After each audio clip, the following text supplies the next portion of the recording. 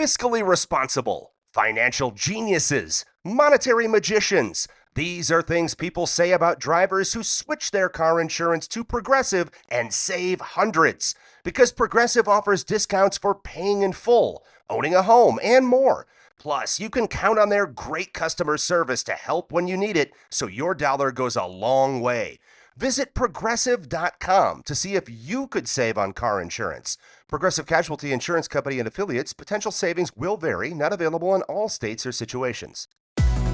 Introducing Fidelity Trader Plus, the next generation of advanced trading from Fidelity. Customize your tools and charts and access them seamlessly across desktop, web, and mobile. For faster trades, anywhere you go. Try the all-new Fidelity Trader Plus. Learn more about our most powerful trading platform yet at fidelity.com/trader plus. Investing involves risk, including risk of loss. Fidelity Brokerage Services, LLC. Member NYSE, SIPC. How do you build a career on your voice when you're not sure anyone's still listening? Stability was the top one of my values, and it's also the most difficult to actually achieve, it seems. Parker Molloy writes a sharp, personal newsletter about media, politics, and identity. But staying visible and earning a living gets harder every year. So much of it seems so arbitrary, so random. You could be doing the same level of work for a decade straight, but your success will be determined by people putting you on TV, people in positions of power reading your work and just having a positive opinion towards it. If you think working for yourself means creative freedom, this episode might ask you to rethink what we mean by freedom and what it costs to buy it back. The creative economy is broken, but some people are still making it work. We're here to find out how. I'm Open Mike Eagle. And I'm Anna Marie Cox. And this is Past Due.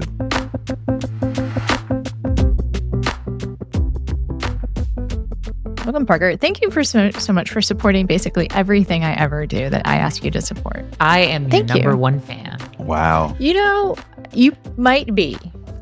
Because I don't have a mom anymore. And my dad's kind of checked out. So okay. Yeah. I'm open. here. There's an opening. You're like, new podcast. I'm on board. Cool. Great. Let's I am accepting applications for number one fan right now. And you have a very strong resume. It is an unpaid position. Yeah. It's really more of an internship. Do I get class credit at least? Anyway, welcome to the show. And so we like to kick off with a very straightforward, if somewhat sensitive question. Cool. When's the last time you worried about covering your expenses for the month? Oh, I mean, honestly, it's there's this time of year where money gets really tight and then it kind of gets less tight, where my basically around the time when I launched my newsletter, I got a lot of subscriptions. And now that I'm in the time right before that time of the year, it's very much like, well, let me make sure I've got this much room on my credit card and this much room. So I'm kind of at that point now, but it's not as bad as it's been. The last time that I was truly like, I have no money was probably maybe about 10 years ago. Oh, wow. So it's been a while. Like I've been doing okay, but it's less stable than I'd like it to be. Does that yearly sort of ebb and flow? You seem very accustomed to it. Does it feel sustainable going forward? Not really. It's one of those things where I've been picking up more freelance work and more just odd job kind of things here and there to try to kind of make it through. But now that I am, I'm coming up on the 4th anniversary of my newsletter being like my primary source of income. And the more time that passes, the more that I'm like, maybe like a regular job might not be the worst thing in the world. Maybe a 9 to 5 sounds kind of nice. It's one of those things that I think, if I told this to the version of myself that existed before I worked from home, I would think that I was out of my mind, thinking that like, oh, a job sounds nice to have structure. Sounds nice to get a paycheck on every 2 weeks, On a date that you Yeah. could expect. Exactly. Not just be like, I hope someone signs up today. Yeah, I think one of the reasons we launched this show is around the recognition one has to deal with as you make it or don't make it as a creative, which is there's a difference between success and stability. Yeah. Which back when, because as I've like last year around this time, I was in like a program to help with my mental health and all of that stuff. And one of the things that we did when I was there was a value sort, where it's like you figure out what you value the most in life. And all of my things were like stability. Stability was the top one of my values, and it's also the most difficult to actually achieve, it seems. This is not supposed to be a show about childhood trauma. But I've become very aware in my own therapy journey of the association between inability to trust stability in one's life and not having it as a young person, right? And really needing it to be somehow outwardly expressed, like in a bank account in a certain way. But I'll tell you, secret, back when my bank account looked amazing, I still didn't trust it. Yeah. No, I get that. But what do you mean by you didn't trust it? I didn't feel secure. Okay. Like, I always thought the bottom was going to drop out at some point. Sure. And then it did, It and I did. wasn't prepared for it. But even then, like, I was talking to a friend of mine who's known me a long, long time, known me through ups and downs. And he pointed out, he was like, Anna, you've always thought your career was going to be over. Like, you always thought like the next thing around the bend was going to be just a wasteland. And that's not my career talking, right? Right. Like, that's something else talking. Yeah. Like, I was gonna say that does match up with my understanding of you. Where everything you do, you're just like, I'm trying this. I hope that it works out. I'm nervous, and a lot of the times I end up thinking like, what are you nervous about? You're great. You're you are so good at what you do. You put the words out there. You take ideas and you make them palatable. You make them easy to digest. okay, you've got the job. You can stop. I've got the #1 fan job. You got the #1 fan job. You don't need to like Finally. keep applying for it. All right. I'm curious. So, Mike, you've been nodding along a little bit. Do you find this to be true for you? Like, I mean, we talk about bank accounts a lot on the show, but I think it's probably important to talk about the distinction between like needing to function in a capitalist society and like having a mental health piece that doesn't make you feel safe. I guess my insecurity has been more about like literally where the money's coming from versus whether or not it's going to disappear, like, and I think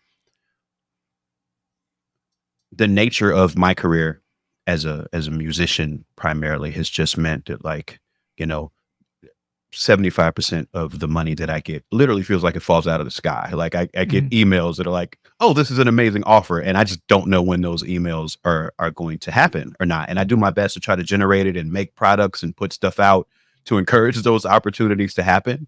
But when I identify with my financial insecurity, especially, it's more about like, who's going to pay me? not is the money that I've already been paid going to magically disappear. It's going to disappear. I already know where that's going. I didn't really mean like it's magically going to disappear, but more like it's going to stop coming. Yeah. Right. And I guess it's like I feel like I've lived in that reality so long that I can't be afraid of that, because I feel like that goes hand in hand with the choice that I have made to live this unstable life. You know, I've not experienced anything other than that for the past like 15 years. Well, and another thing that you sort of have to factor in there that I think we all work in industries that are constantly changing, and often for the worse. worse for those of us who create. Different companies finding different ways to screw people over. Like for instance, Google switching to its weird AI junk on its search engines is apparently leading to fewer people clicking through to websites, and a lot of media organizations that get their traffic from Google are kind of freaking out about it. And I mean, the same thing happens in music, and the same thing happens in in TV and movies, and really anyone who has a creative job, or the job of a journalist, or which can sometimes be creative and sometimes not very creative at all. But these things are all very real challenges that exist that I think about a lot. I think what is interesting to me right now in this conversation is kind of a split between like the rational understanding that our industries are having once in a century shifts that are likely to screw over 90% of the people, and the sometimes like gripping fear, the doomer, like wake up in the middle of the night, like I'm going to die. I'm just being ultra vulnerable here. Like I'm going to die poor and alone. Like I'm going to wind up on like it feels silly to say this out loud in a way. Like there's a lot of steps between where I am right now and living out of my Subaru with my dog and 2 cats. But that's where I go. Right. And I know that those things are different. There's my rational, like, how am I going to pay the mortgage? And reckoning with, I don't have that money right now. So what am I going to do to get it? And that very just present knowledge. And then going to the place of utter fear and paralyzing, like, ah. So, Parker, you talked about doing work in mental health stuff. Yes. Yes. Was some of it around like fear? Yeah. Of being alone, being abandoned, I'm sorry, like this is we're getting straight into the like absolutely. I mean, it's where, I a lot of times, because, as someone whose primary source of income right now is, writing a newsletter that people choose to pay for. It's, I've thought about that. I'm like, okay, cool. For this to work, I just need people to keep doing this for the next several decades. Wow. And just thinking about how industries change over time, that this is not going to exist several decades from now. Or it will in a completely different way, and people won't be paying, 70-year-old me, 80-year-old me for my takes on things. Hopefully at that point, I am no longer a purveyor of takes. Hopefully I can be doing something else. But looking at it right now, I don't see how I shift from my current set of circumstances to something more stable, even though I value stability. Because I also value, leisure time. And that I have a lot of, because I don't have a real job. If I decide I want to sleep in, I sleep in. unless I have something to do. It's like tomorrow. I'm like, oh, what do I have tomorrow? I look and it's like, oh, I have an interview at 11, and I'm like, oh, gotta be ready for this interview at 11. It's like that's not a real problem.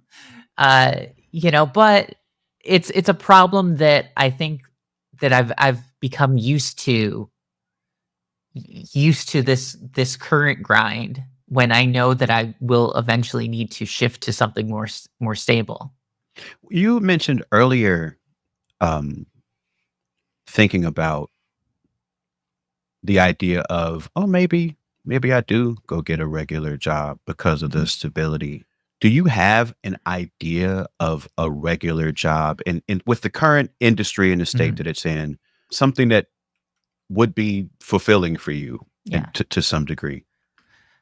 Yeah, it's one of those things that unfortunately I think that the jobs that I would find fulfilling, you know, would be jobs in media. Right. But right now, the the jobs in media, they're becoming fewer, and it's becoming more difficult to get any of those jobs. So it's one of those things that I don't even, and I've had this conversation with I had this conversation with my therapist today, because I had therapy before this, and one of the things that we were talking about was this search for fulfillment in my work, which is something that currently, as it stands, I don't necessarily feel fulfilled with the work that I'm doing, which Hmm.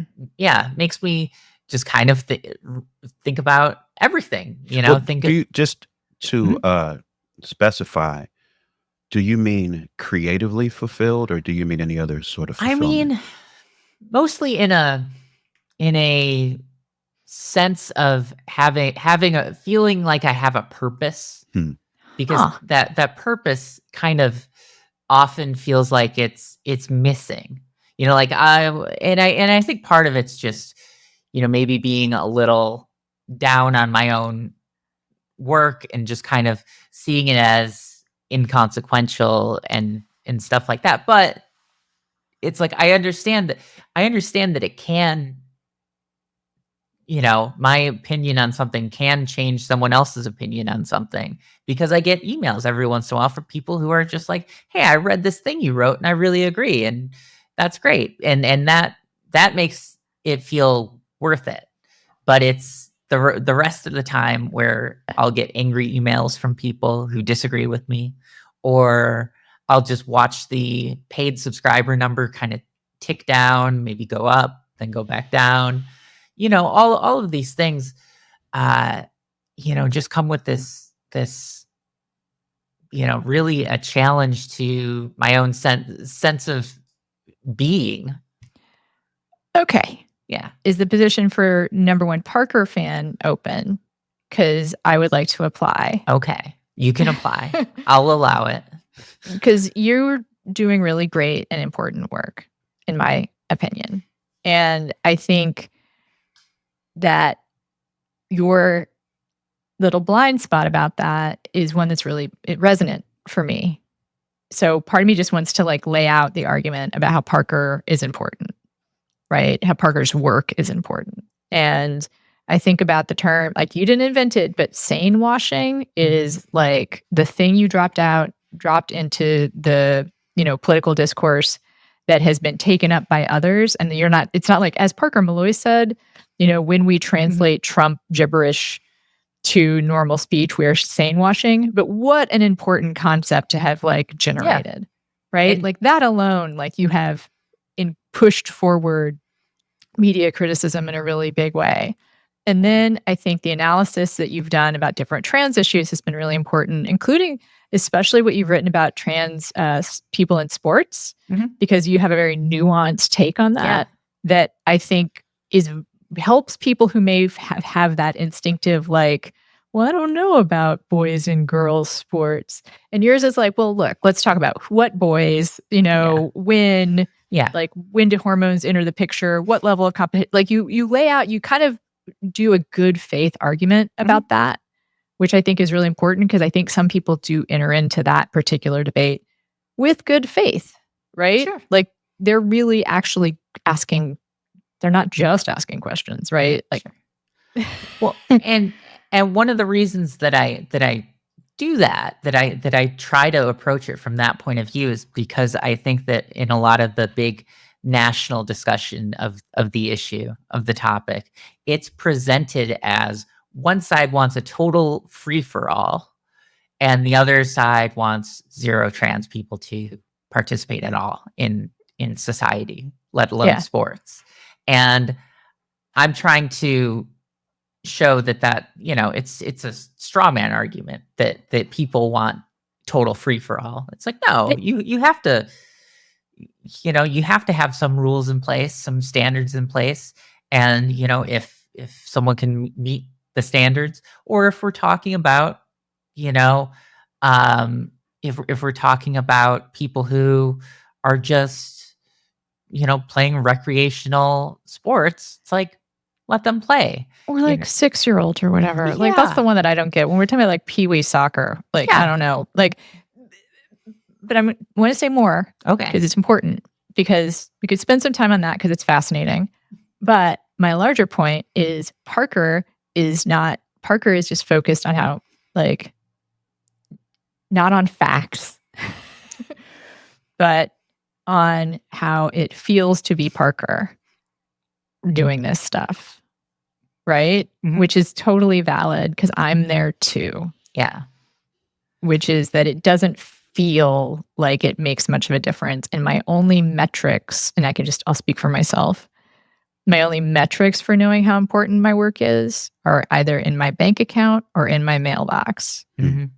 And that's a hard way to live.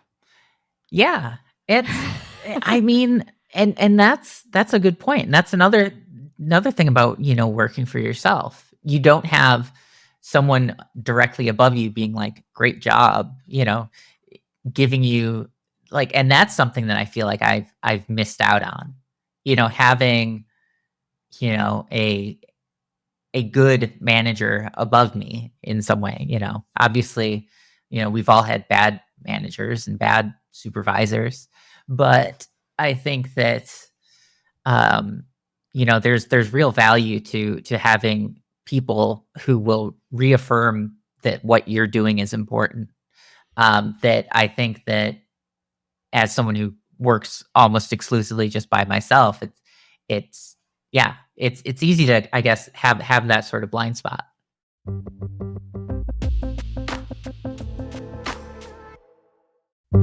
This episode is brought to you by Factor. Cold days, big goals, absolutely zero interest in cooking? Factor makes healthy eating easy with fully prepared meals designed by dietitians and crafted by chefs. No planning, no grocery math, no what did I buy this ingredient for? I love that Factor has quality, functional ingredients, including lean proteins, colorful veggies, whole food ingredients, and healthy fats. And there's so much variety. Over 100 rotating meals every week, including the new Muscle Pro meals, if you're doing strength stuff. And they support your diet, whether it's high protein meals, Mediterranean, whole ingredients, healthy fats, or more. Plus, there are no refined sugars or artificial sweeteners. I've looked for something like this for a long time, and Factor really is the best. It's good food that tastes great and is ready in about 2 minutes, always fresh, never frozen, no prep, and no stress. Head to factormeals.com/pastdue50off. That's 50 off. And use code PASTDUE50OFF to get 50% off and free breakfast for a year. Eat like a pro this month with Factor. New subscribers only, varies by plan, 1 free breakfast item per box for 1 year while subscription is active.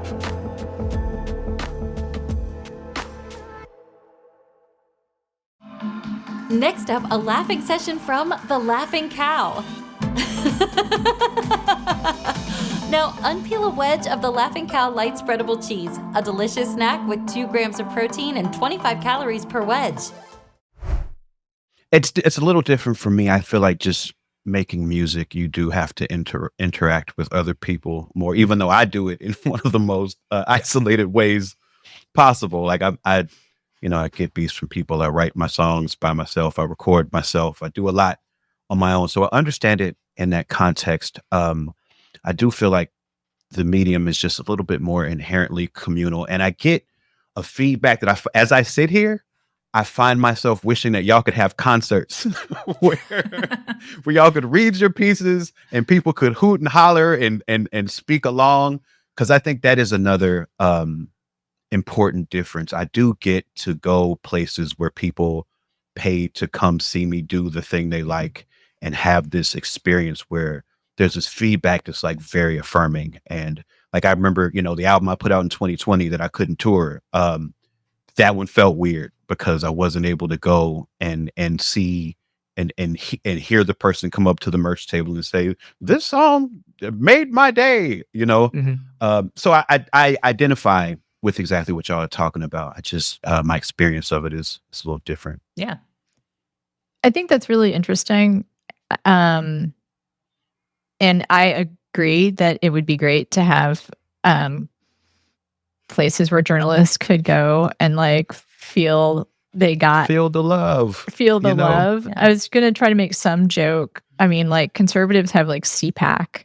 Like we Yeah, we there isn't a version of that for, people like me and Parker. There is stuff like that. If once you make it though, that's the Yeah. thing. Like once you make it really big, and I and when I was like doing a lot of TV, it would happen a lot for me, which is that people come up and tell you how much they love you because they saw you on TV.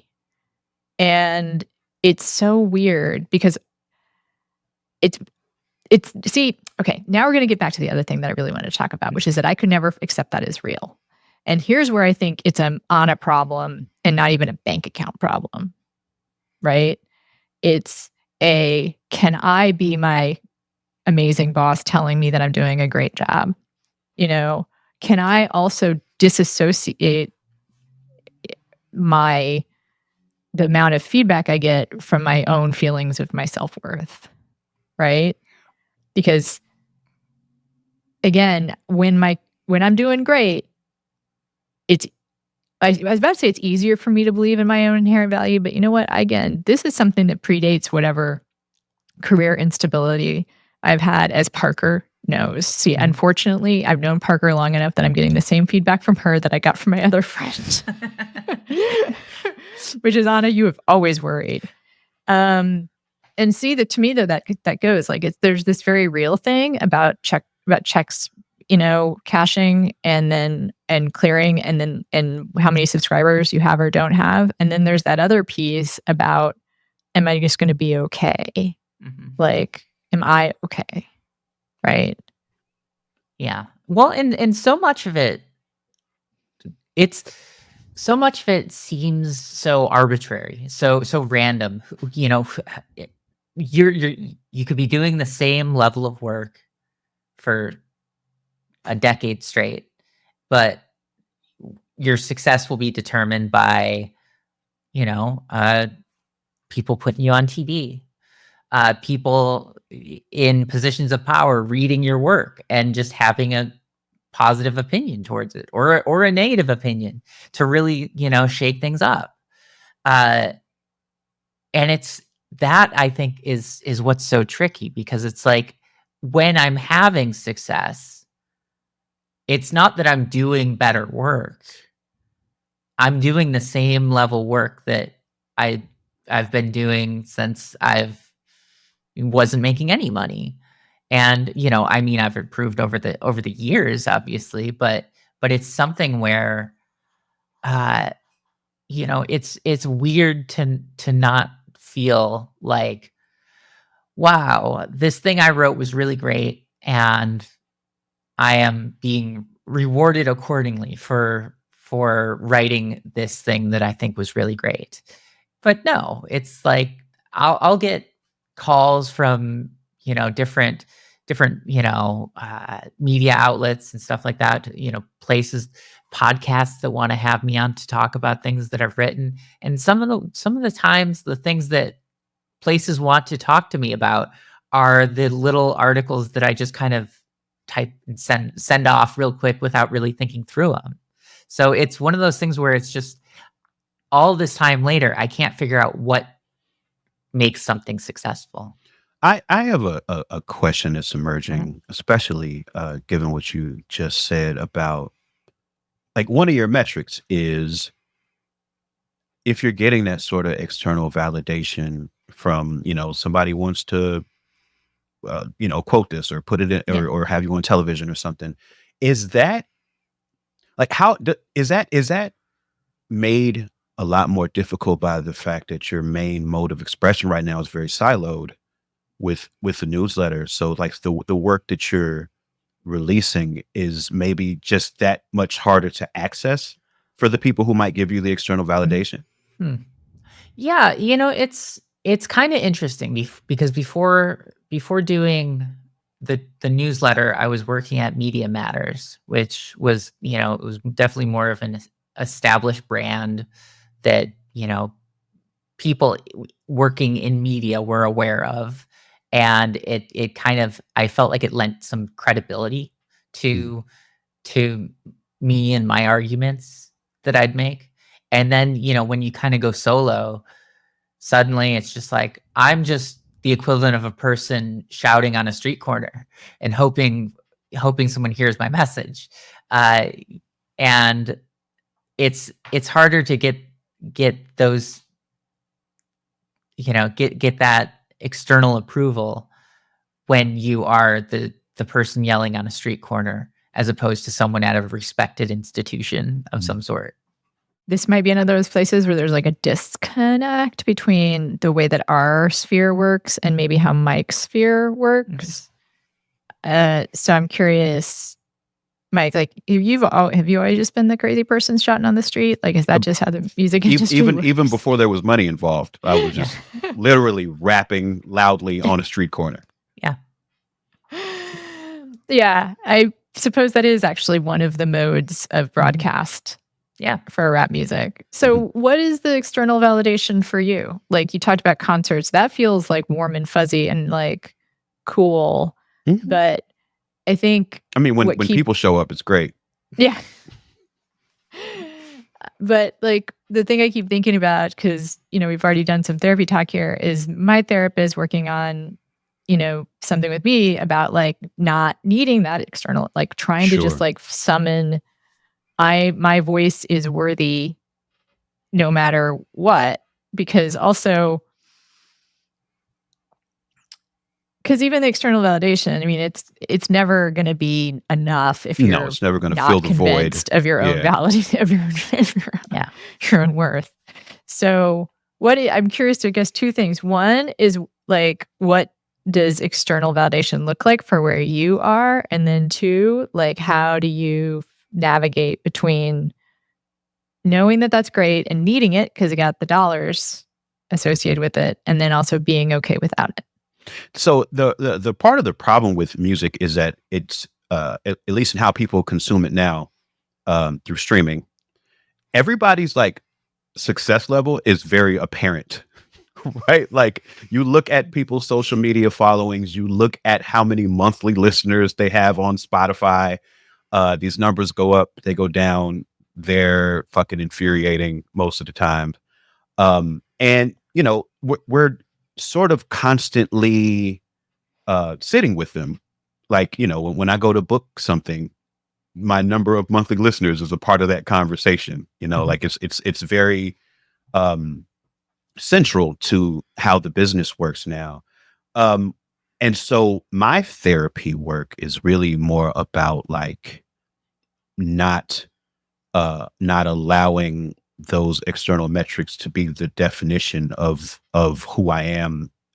And even though it's definitely a factor in what we would consider success, just not to let it be in my mind in the creative process, because it doesn't help anything. And really the most important one for me is to not judge myself based on other people's numbers. That's a real huge one for me. And I don't, I would imagine that probably translates to y'all's industry as well? I mean, I wonder if there's always been ways to compare, right? Like, I do think one of the tragedies of a current media moment is that they're just so like granular ways to compare, Right. right? Hmm. Like, I mean, journalists 100 years ago could look at like, well, who got the most mentions in the gossip columns, I guess, like who's got the most inches, column inches, right, in the paper, like what's the circulation of the paper and stuff. And like the difference between now and then is specifically like subscribers, Mhm. right? Number of followers, we have that in journalism too. Like how many cable hits did you do? What kind of book advance did you get? Like the numbers have gotten more specific, which makes them feel it feels pretty bad. Although, God, I mean, there were insecure writers and musicians 100 and 200 years ago, Yeah. right? So, like, I don't know, the phenomena is kind of the same. What is upsetting is the disappearance of some of the pillars of support, of institutional support for people like us and everyone. Parker, do you deal with that sort of insecurity, like with comparing yourself to others' success and that sort of thing? Oh, absolutely. I mean, I've there was a time earlier in my career where I would just be really jealous of people I thought were successful, and my it would be based on oh, I saw this person on TV, and then I would look at what they wrote and what I'm writing, and I'm like, why am I not at this position that they're at? Why am I not on TV? Why am I not getting invited to panels and stuff like that? But eventually, I kind of I managed to kind of get over that, which was pretty difficult, but necessary, I think, to move on to my own thing. Was there To anything I'm Yeah. sorry to interrupt, but I'm just Oh, go very ahead. curious just because I really deal with that. I wonder if there's anything particularly you remember that helped you sort of move past that. Sure. I mean, I think it really just came down to understanding that a lot of stuff isn't necessarily merit based. It's just a lot of luck. Mhm. Like, I mean, there's obviously skill and merit to a lot of things, but at the same time, for instance, the first place I ever had an editorial internship was at Pitchfork. So it was music website. Oh, And yeah. one of the things when I was there that I would do is I would get the buckets of CDs that the bands everywhere would mail to our office, and I would sort them into piles of like, here are some CDs we're just gonna donate. We're just gonna take down to the record shop and give them. And here are some CDs that we're going to, possibly review. And I would think to myself, like, here I am, some person on a free internship who was taking the internship to get class credit, uh, with this hilarious amount of power Mhm. to completely change a band's like career trajectory just by moving a CD into a different pile, to getting that in front of someone who matters, to me being the gatekeeper, having the ability to give someone a leg up. And there would be times where I would do that, where I would put something in the possible review pile. And I don't know if anything ever actually happened with that, but it was one of those things where I was thinking, oh, this little thing that I'm doing that's not necessarily, it's so goofy and random that I could change the trajectory of someone else's career when I had no actual power. So it's one of those things where I think back to that a lot. I think back to the fact that, a lot of times it just comes down to someone using the levers of power that they have to help someone else. It doesn't necessarily mean that the person who's being helped has the best album or the Mhm. best writing samples, but they caught the right person's attention, and that's what matters. So I try to kind of think through that, just being like, you know what, if I go a year without anyone inviting me on TV, for instance, I can just, think to myself, well, it's not that I'm doing anything bad, but it's that, hey, producers at all the shows, none of them none of them saw my work, or if they did, it wasn't relevant to what they're doing. So it's something where I try to just kind of go, maybe I'm not reaching the right person, or maybe I'm not selling the right message to the right person. And so I think that has helped me get over a lot of the jealousy issues, in that I just kind of have to view positive things as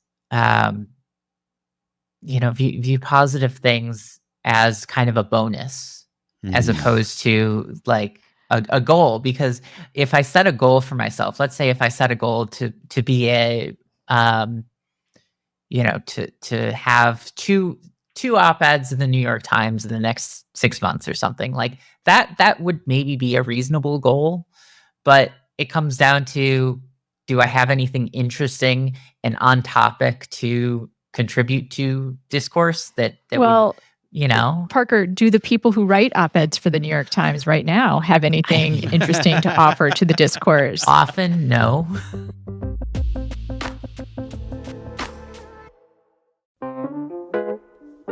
Not sure how to tackle your taxes? Are you sweating the small print? You may be experiencing FOMO, the fear of messing up. The answer? Using TurboTax on Intuit Credit Karma. They help you get your biggest refund, and then we help you do more with it, with a personalized plan designed to help you hit your money goals. It's time to take your taxes to the max. Start filing today in the Credit Karma app. Halliday presents, in the red corner, the undisputed, undefeated Weed Whacker Guy. Champion of hurling grass and pollen everywhere. And in the blue corner, the challenger, extra strength Halliday. Eye drops that work all day to prevent the release of histamines that cause itchy allergy eyes. And the winner by knockout is Halliday. Halliday, bring it on. If you want more from this episode, great news, you can get it. In every episode, some of the most surprising and unfiltered stories end up on our Patreon. At patreon.com/pastdue, this week, Parker Molloy names names. She tells us who's thriving in media right now that absolutely should not be. Plus, a behind-the-scenes look at what it really feels like to shout into the void and occasionally get heard. Subscribe at patreon.com/pastdue to hear the full episode. Get access to a Discord community, bonus episodes, and a little solidarity in this chaotic creative economy. Solidarity. I love your perspective, but I got to jump in with saying, while that can be helpful in mitigating jealousy, it can also be supremely depressing to me. Yeah. Like, because there's no reason when I'm successful, there's no reason I should be successful. That's sometimes what I think is like, yes, I'm good at what I do, but like, this is why like going on LinkedIn is like hurts, because there's both people who are really talented who have jobs, and people who really aren't talented who have good jobs, and people who are really talented who don't have jobs, and people who aren't talented who don't have jobs. Like, there's no rhyme or reason. If you just scroll through LinkedIn, like, there's no, like, I cannot see. It doesn't give me, I could focus on the people without talent who have jobs and be like, there's no reason why I shouldn't have a good job. Look at these numbskulls. Yeah. Right?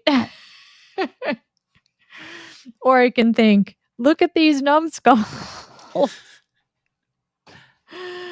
I am so talented and I'm not going to get a good job. And I'm saying that sometimes I don't know. See, it feels weird to even say I'm talented. Like, even though I know You are. objectively that Yes. it is true, I can string the words together You can. in a way that is pleasing to the ear often.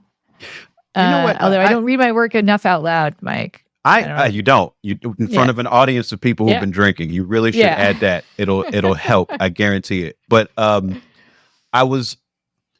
it's so interesting that you say you have a hard time saying you're talented. What I tend to identify with, and this is just about everybody who I know is creative for a living, is like there is this like micro level of audacity to even, get up every day like, I'm going to make a living by writing words, drawing things, dancing, whatever it is. Like, and I wondered, and this is for either of you. Like, do you identify with that like initial audacity of, yes, everyone should read the thing I have to say? Oh yeah. I mean, I definitely. I mean, just thinking about the fact that someone will be like, so what do you do? And I'm like, people pay me to put words on the internet. I mean, that's something that people do for free. Everyone is very, very much willing to do that for free, and yet somehow I make a living doing that. And I look at that, and I think that's kind of amazing. That's kind of it's kind of wild that this thing that that I honestly, I'd still be spending way too much time online arguing with people about dumb things, for even if it wasn't my job.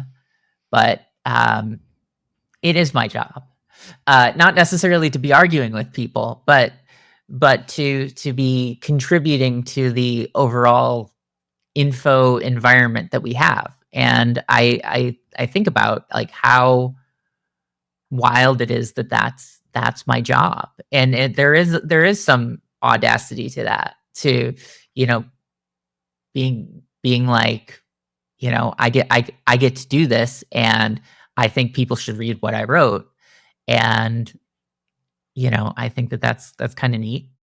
I love that question, Mike, because it, for me, reminds me of the fact that there is something really strong inside me, right, that I can lose sight of. Like, I can forget how strong I am. I can just look at the struggle. I can just look at like the instability, and I can be like, what the fuck am I doing? Like, why didn't I become an architect? I don't know why architect is like, I guess because I like architecture. But why didn't I become a doctor? Why didn't I become a lawyer? Why didn't I do something like, why didn't I why didn't I go work for Goldman Sachs? Like, what? I went to University of Chicago. Goldman Sachs like had a booth practically like in the student commons for people to go up and be like, yes, McKinsey. Like, I could have just like walked over and been like, here's my University of Chicago degree. And, like done that. Why didn't I do that? And then I have to remember like, oh yeah, just because I really believe in what I have to say. Like, I believe in what you all have to say too. Like, what makes what I do a little bit different is that I do have like some bedrock faith in the importance of the ideas that I articulate.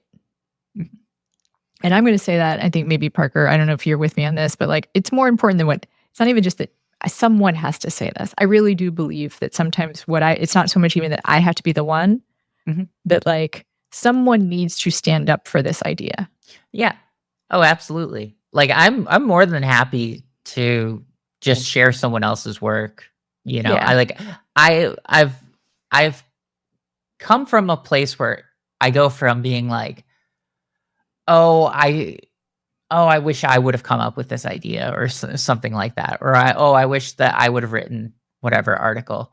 But over time, it's more just, I'm glad someone else made the argument, that I'm not alone in thinking something, that there are other people who share this view that I've tried to put out there, and I can just share their work on social media or something like that. So I think that's another thing that I've gotten better with over time is, not having the that feeling of jealousy that comes with not being the one who wrote the thing, whatever the thing is. And I wonder, this is another this is turning into like journalism versus music, but not really. It's not versus. Right. It's just No. interesting, point of comparison, which is for me, one thing that I feel like sometimes I don't have, or I don't know if I have it or not, is this oh, I must drive. It's the drive to oh, I have a beautiful vision inside of me and it must be expressed. Mm-hmm. That's not where I go. Right. But I feel like music is more like that. I'm not trying to make fun. When I said that, that sounded like I was making fun of the idea of I have a beautiful idea inside me that needs to be expressed. But is it more like self-expression, or is it more like an idea that I must articulate? Or is it both? That's also... I mean, I think I've had every sort of experience on the spectrum when it turned, it could be, I have this wonderful audio picture in my mind I need to paint, or it can be, this beat's really good, I should rap on it and put it out because that'd be great, and every literal, every imaginable impulse at the beginning of the process that you could imagine. But I think, at least in how I think of journalism, right? It may not be a beautiful vision, but it might be a beautiful, important question that needs to be asked, or a beautiful critique that you feel like it might open people's eyes to something. It's just like the value of the expression of the idea, and I guess it might not be a full blown vision, but I think what I would imagine from the journalism side is that maybe the vision could be okay, what if this idea is as important as I think it is, and it has that sort of resonance with people, because it similarly, a song that I might think is a beautiful vision, I've had many experiences where I've made that song and it's come out very homely. It's not nearly as good as I thought it would be, but it is oftentimes just thinking about, well, what if it goes the greatest it could go, Mm-hmm. Yeah. I want to get back to talking to Parker about how she just deals with life on a more practical level. Not that what you had to share there wasn't really cool and beautiful, not homely. Well, okay, I'm glad it worked that time. Oh, yeah. And I do think this is kind of a worthwhile discussion to have. It's something that's been rolling around in my head for a while. Is why do I do this? Why do I? And maybe this gets back to what you were talking about before with doing your mental health work, your values and whatnot, and saying you weren't fulfilled creatively. Mm-hmm. So what do you do? What is your burnout strategy? What is your recentering strategy? If you're not feeling creatively fulfilled sometimes, then it's going to be at some point you're going to have to be okay, I gotta somehow get back to having a flow with my work. What do you do? Where do you go? What's the... Yeah, it's something that's been difficult for me. Trying to kind of figure out the right approach there, because what I tend to do when I'm feeling unfulfilled in my work is I tend to just go, okay, well, instead of coming to the computer and typing, I'm just going to stay in bed, and then stay in bed for a few hours and accomplish nothing. And then suddenly, in my worst weeks, it'll be oh, I spent the whole week basically in bed. I'd come out of the bed and type for a few hours to make sure that my subscribers knew that I wasn't dead, but aside from that, just trying my best. So I haven't really figured that one out for how to recenter myself when I'm not feeling creatively fulfilled. quick. I mean, this is just a sort of practical question based on something you just said. But if you make a living as a newsletter writer, so your income is based on this audience staying subscribed. Like, how often do you feel like you need to be posting something? Like, Yeah. like what's the cadence that you feel like is substantial or Yeah, I think effective? ideally, I'd put out 3 things a week. Mhm. But it's, and they don't have to be long. They don't have to be super researched. They don't have to involve a bunch of interviews, like they can. I've definitely got some pieces that are more built around interviews than Wow. about just kind of takes on Like things. she has like genuinely like reported pieces, Yeah. like not just like op-ed, like not, I shouldn't say just op-eds. No, but they're yeah. longer reported pieces, they're interviews, Wow. they're link, Yeah. pieces. I just want to put out there, I think 3 pieces a week from anyone is like kind of too much. Yeah. Like, I think that's what Substack asks of its regular Oh, contributors. interesting. And their metrics or whatever have, I guess, suggested that as a subscriber to newsletters, I would prefer that people run a slower cadence, I have to say. I hear that. Not that I would love to hear from Parker every day, but that's the benefit of being Parker's friend, is I do get to hear from her wherever I want if I'm ever curious about what she has to say. Yeah. And I subscribe to her newsletter, and everyone should subscribe to her newsletters. But, like a lot of people, I have a newsletter folder now. Mm-hmm. And it gets full real quick. Yeah. Real quick. Well, that's another challenge that, as someone who's been doing this since before the big newsletter, I got in on this at a good time. And now, as it gets more and more crowded, because every single time some newsroom downsizes, you see posts from people who just lost their jobs being like, guess I'm starting a newsletter. And it's just more and more people are doing this. And, the pie that exists out there, you keep getting a smaller and smaller piece of it, because if there are, if there's one person who likes 50 people's ideas and 45 of them are working at CNN, CBS, ABC, all these legacy media outlet type places, then it's okay for the other 5 people to have a newsletter that they can, that someone can subscribe to. But if all 50 people are trying to do the newsletter things, then suddenly it becomes totally unwieldy for the person trying to get the information. And you end up in this sort of situation where it's just a complete sludge of information that you're getting. You're getting, I'm getting 50 newsletters a day. That's not sustainable. I can't read all that.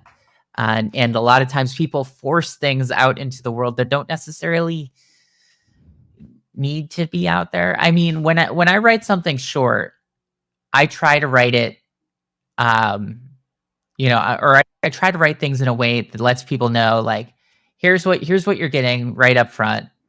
That way, if you're not in the mood for this, you can just click away. You can ignore this email. And sometimes I just put things out there that I think people need to see. I recently this morning before we talked, I was putting out a video that I found of Scott Pelley from CBS giving a speech at Wake Forest University. And I was just like, hey, this is a cool speech. You should check it out. And that's basically the newsletter for today. Just being like, here's the thing. I miss Bye. blogs. Yeah. I know. I really miss blogs. That's kind of what I try to make my newsletter, though. Kind of just a blog where it's it doesn't have to be super long. Can just kind of be, here's an update to a thing. Yeah. But sorry, this is getting into the whole, I have ranted before. Uh-huh. I hate the newsletterization. Yeah. I support Parker. I support our friend Taylor and Liz, and I subscribe to so many newsletters, but like, man, like you said, in 20 years, yeah. 10 years, 5 years, like there's a reckoning coming, and it terrifies me. Oh yeah. Oh, absolutely. and the thing that's really scary about that is by the time that reckoning happens, like all of this, people make fun of how AI will make things up or whatever.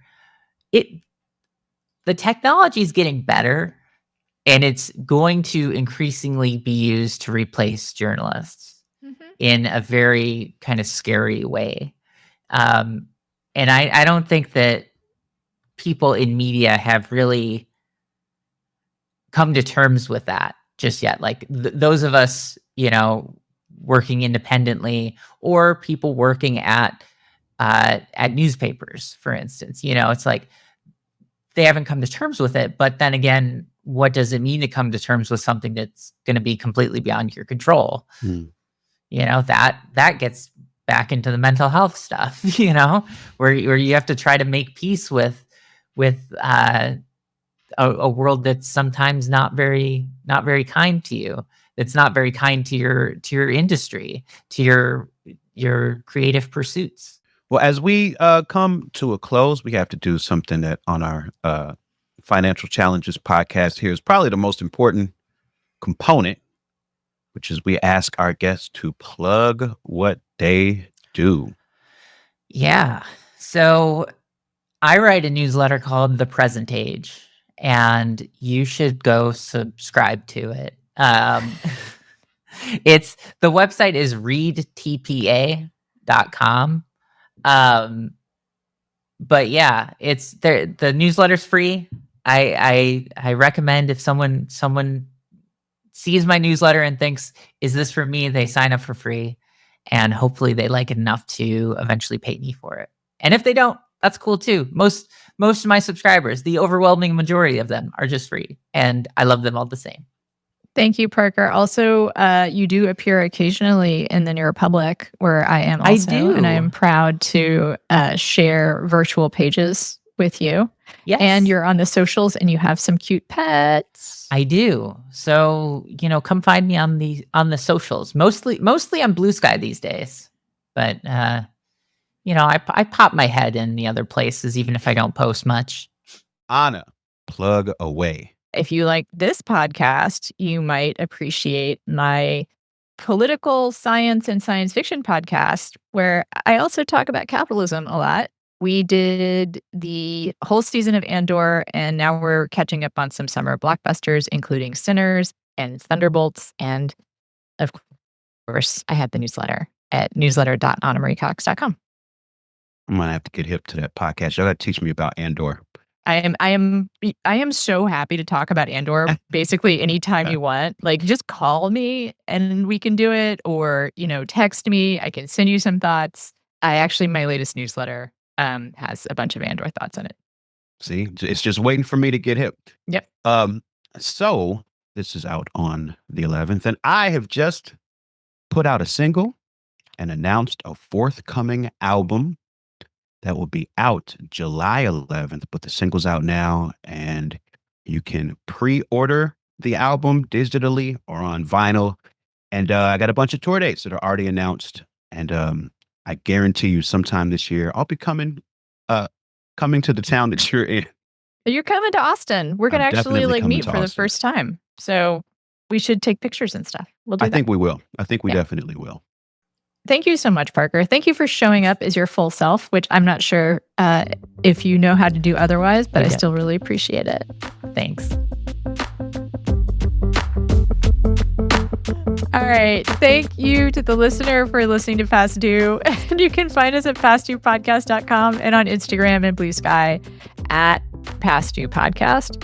If this episode is resonant, share it with a friend or leave a review for early access and bonus content, including access to our spectacular Discord.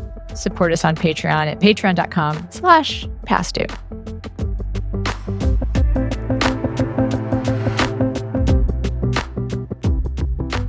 Past Due is hosted by Anna Marie Cox and Open Mike Eagle. It's produced by Andrew Stephen. You can find more at pastduepodcast.com. Help support the show by joining our Patreon at patreon.com/pastdue. You'll get bonus content, extended interviews, and more.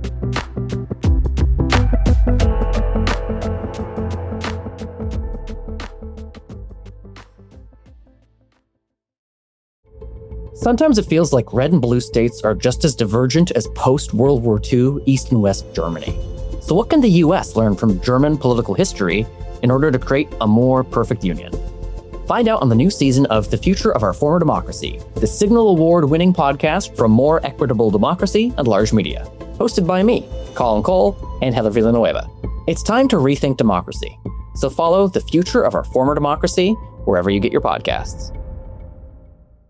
Not all darkness is dangerous. Sometimes it's the doorway to becoming whole. On the brand new podcast, The Shadow Sessions, hosted by me, Hibab Al-Faqih, a psychologist and trauma expert, we shed light on the hidden corners of the human experience. Through raw, unfiltered conversations from the edge of healing, The Shadow Sessions invites you to do the deeper work that leads to real change. Follow The Shadow Sessions wherever you're listening now.